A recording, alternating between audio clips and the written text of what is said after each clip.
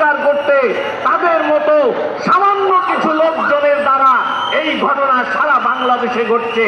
আপনি যদি এই আগস্ট মাসের কথা দেখেন, জুলাই মাস আগস্ট মাস থেকে শুরু করে বিভিন্ন জায়গায় মন্দিরের উপরে হামলা হয়েছে, গির্জার উপরে হামলা হয়েছে, ঘরবাড়ি লুটপাট হয়েছে, এবং আমি ব্যক্তিগতভাবে এখনো সেই রাত 3টা 4টা পর্যন্ত জেগে আমাকে পাহারা দিতে হচ্ছে।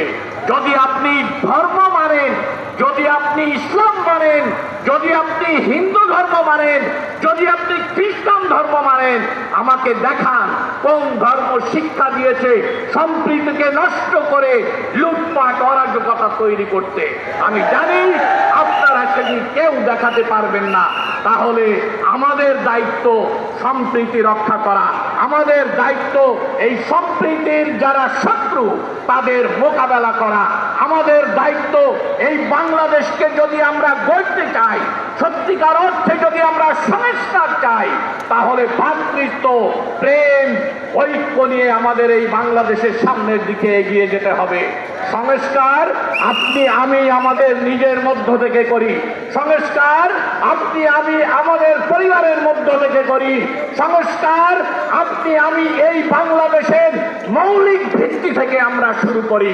তখনই শুধুমাত্র সম্ভব সম্প্রীতির বাংলাদেশ, তখনই শুধুমাত্র সম্ভব প্রকৃত স্বাধীনতার আনন্দ উপভোগ করা, তখনই সম্ভব এই বাংলাদেশকে ধর্ম নিরপেক্ষ এবং শান্তিপূর্ণ একটি রাষ্ট্র হিসাবে দাবি করার। প্রিয় বন্ধুগণ, আমি আপনাদের সামনে আর লম্বা বক্তৃতা দিতে চাই না, শুধু এই কথা বলতে চাই, আপনাদের গির্জা পাহারা দেওয়ার দরকার নেই, মন্দির পাহারা দেওয়ার দরকার নেই।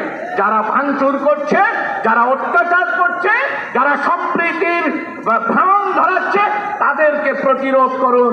আমি বিশ্বাস করি এই বাংলাদেশের জনগণ যখন প্রতিরোধ করে, যখন প্রতিবাদ করে, কোনো জান্তা টিকতে পারে না। আর এই সম্প্রীতির ভাঙনের যে চক্রান্ত, এটি তো খুবই নগণ্য কয়েকজন লোকের আমাদের পক্ষে সম্ভব আছে, আমরা সেটা প্রতিরোধ করতে পারি।